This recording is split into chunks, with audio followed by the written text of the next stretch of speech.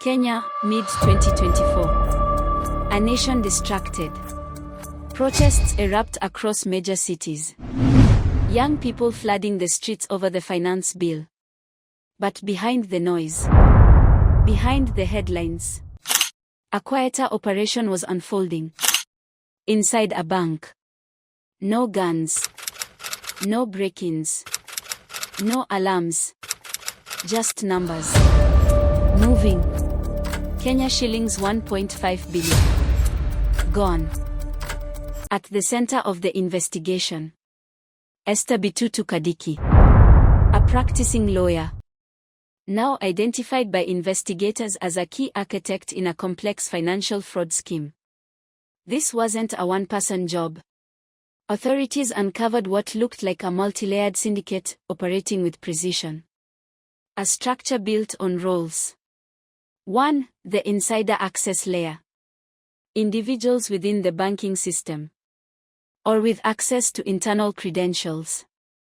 Investigations revealed that login details of a senior manager on leave were used to initiate transactions. That means one thing. This operation had internal compromise. 2. The technical execution layer.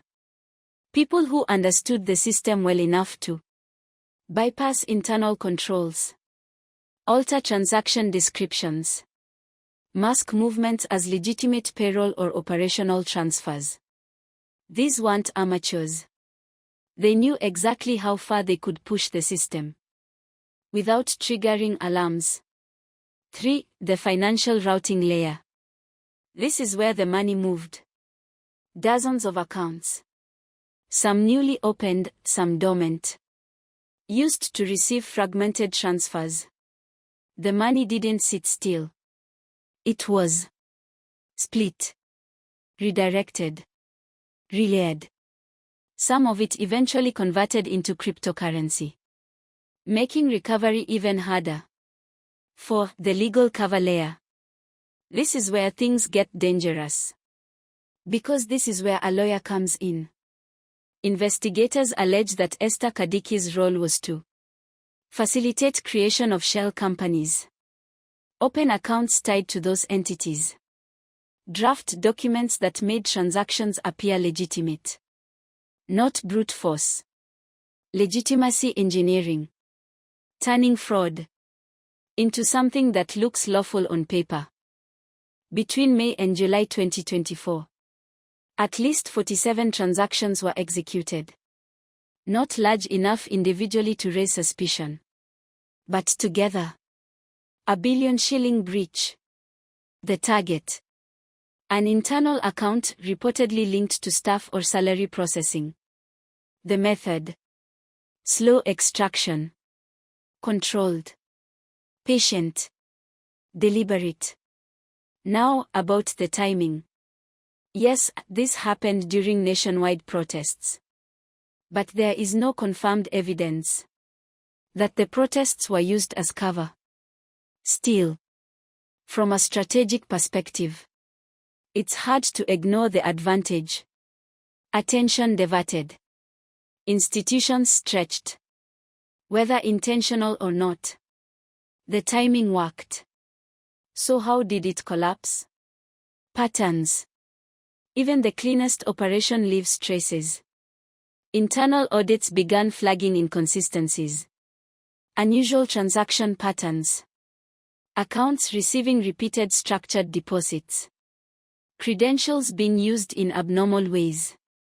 From there, investigators followed the money.